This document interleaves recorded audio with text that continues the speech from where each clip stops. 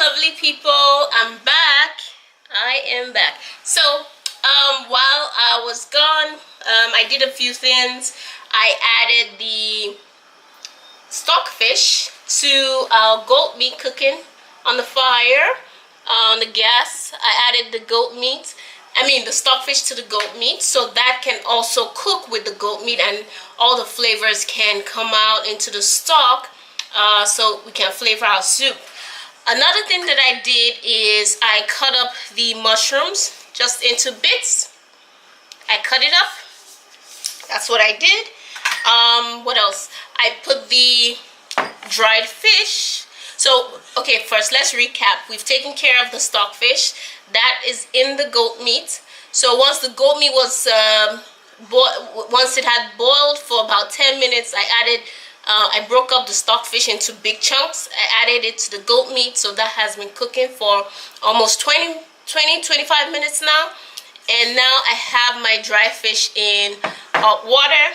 What I'm going to do is just break it apart, remove the bones, and add the fish to our soup. So I am actually breaking it apart, removing the bones, and this fish is pretty clean. It was actually smoked or dried, straight from the river. So once the fish was fished out, it was washed and dry and clean, seasoned, and actually dried up for me. And I love my sister-in-law for that. I love her for many other things, but also for she always she gets me good quality dried catfish anytime I visit. So I'm going to put the fish in here. I need all of that. We don't want to waste anything. I hope you can see. I don't want to waste anything, so I'm just getting actually the fish pieces, getting out the bones, making sure I don't break up the fish too much. You don't want the tiny bones, but the big pieces, that's fine, because it actually flavors the soup as well. So like now I'm adding this whole thing. It will get soft as the soup cooks. And if your fish has some sand, of course wash it with hot water. Make sure you wash it a few times so that you don't have, your soup is not gritty. That's one thing that will mess up your soup, if there's sand in it or gritty, particles at the bottom of your soup. So I am getting out the tiny pieces of fish, making sure I get all the goodies.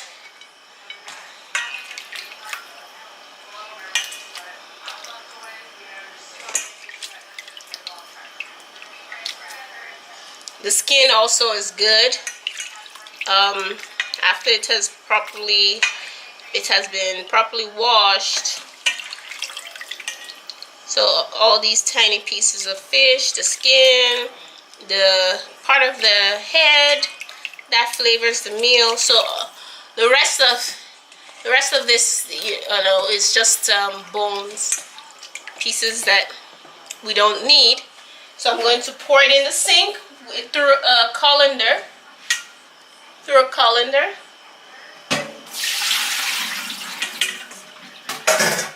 And then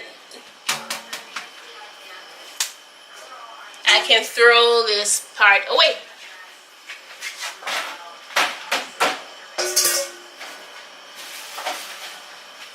Okay. Wash my hands because it's fishy.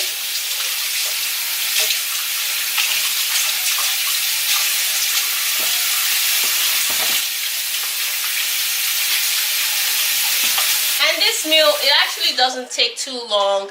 I'm usually faster than this, but because I'm going through the process with you guys, it is taking a little longer than, but it's actually a very nice process to go through with you all, so you can actually see what I've been up to. Okay, so now the stockfish and the goat meat, they're ready. What goes in next is our okra. We're going to add this and then add this. So let me actually show you. Let's see what it looks like. Okay. Ooh. So it's been cooking. It smells so good. It smells really good, really good. So I'm going to add the okra. Like I said, I'm not frying anything in this meal or this version of okra soup. There are others, people fry, but I'm not frying it. So I'm going to just pour this on the side, let it steam. Yep. And then I'm going to get this, the blended okra, pour it on the opposite side, and everything will come together. Watch. Just pour it on the opposite side. And make sure everything is in there. I'm not turning anything yet. And I'm just going to cover it till it has steam. Cover it slightly. Don't cover it totally. Just leave part of the pot open. And just allow it to steam up a bit. So meanwhile, while that is going, we only need about 5 to 10 minutes on that. While that is going, we're going to prepare the rest of our ingredients. Let me get this going here. We're going to prepare the rest of our ingredients, and that is our crayfish. I'm just going to add a little bit of water. The crayfish is fine, it's not too dirty. It's actually clean. So what I'm going to do is put it in a blender. I have a small blender that I'm going to use. So you wash it in the water, strain it out, and put it in the blender. Make sure you get everything. I'm getting everything, adding it to the blender. Okay. Next, I'm going to add, so that I have everything in there at once, I'm going to add my habanero peppers. Of course, they have been pre-washed. I'm adding, let's start with 3, shall we? I'm adding, and I'm taking off the head. And I like heat. I like a lot of spice in okra, especially. And if you don't like a lot of pepper, just use 1 or half. You know how hot this is. It's pretty hot, but because this is okra soup, I'm using 3. I usually use two habanero peppers or Scotch bonnet peppers. But I'm using 3 this time. So that's that, and I'm going to add a little water. Not much. You see that? And I'm going to cover it. This is all I need to blend. And blend away.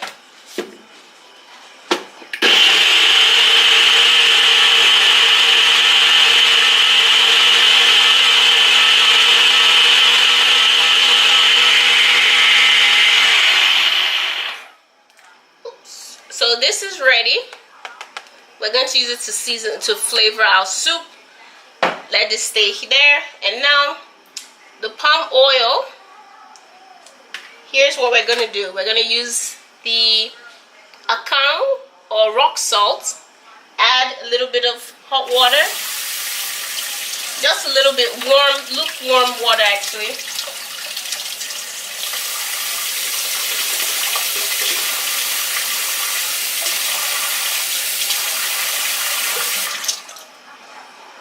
So what I'm going to do with this, hang on a second.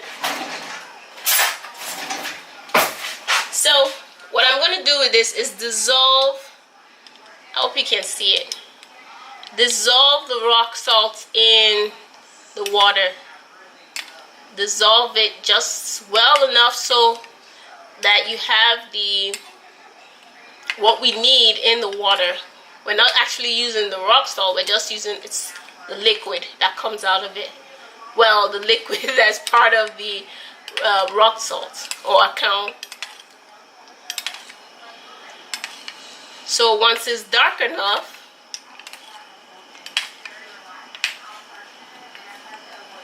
and this technique is used for other Nigerian dishes like nkwobi and African salad, which is the uba.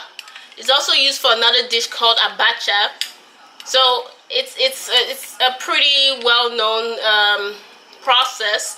But nowadays, some people don't like to use the rock salt. So alternatively, like I said earlier, you can use baking soda. It has the same effect as you're going to see right now. So see, it's dark enough. Now I'm going to add it to my palm oil.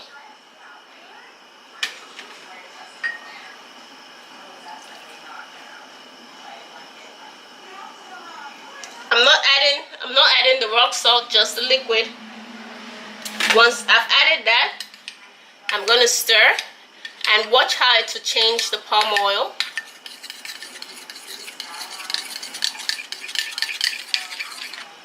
See, the palm oil has become creamy and yellow. That is exactly what we need. That's what we want. Creamy and yellow. See? You can add a little bit more if you want, which I'm going to do. I'm going to add some more water to this. Get the water and add to the palm oil. You see that? We have some more water to that. And I'm going to add it to the palm oil.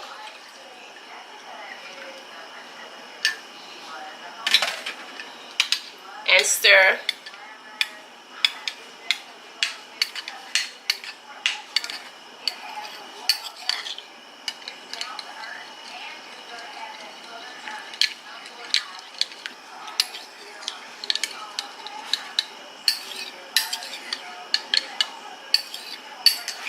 See, we want this yellow thick texture of your palm oil. It gives the okra soup a whole new, it takes it to a whole new level. It gives it a different flavor, it enhances the flavor, and it takes it to a whole new level. So we're going to use that. And you see, another reason I told you I have everything in a tray is because as I get my, little garbage, knickknacks here and there, like the non-cube wraps, I just leave it in the tray. I don't have to be walking back and forth to the garbage or messing up, having bits and pieces of things scattered around. Everything is just going to be in my tray by the time I'm done. So I love to do that when I'm cooking. Most of the time, not all the time, but most of the times I do that. So what next? So we have the okra steaming. Let's check it out. We're going to stir it. I have my spoon here. Ooh, see? It's been steaming and it smells good. It smells good. Just gonna gradually turn it.